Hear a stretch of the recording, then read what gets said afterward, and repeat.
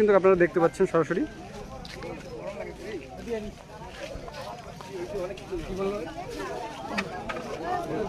Live বানাচ্ছ তুমি, viral হবা তুমি, ভাইরাল হবা।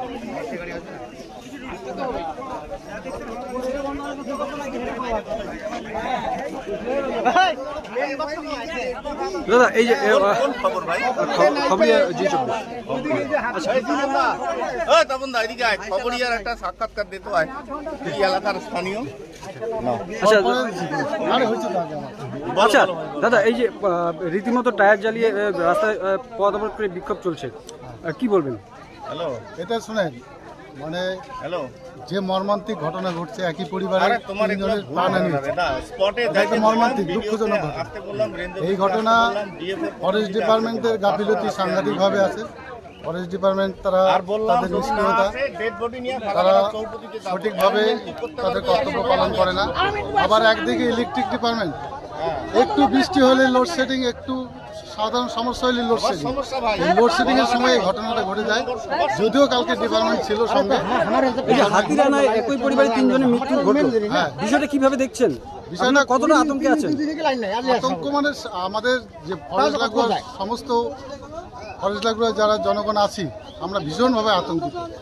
এখন কবে কার বাড়িতে আবার এইভাবে আবার প্রাণহানি হবে, এটাই আমরা আতঙ্কে আছি। আচ্ছা আপনারা পরিবারের পাশে রয়েছেন তো? হ্যাঁ, পরিবারের পাশে সর্বদাই, সারা রাত্রিবেলার থেকেই আছি, এখন অবধি আছি।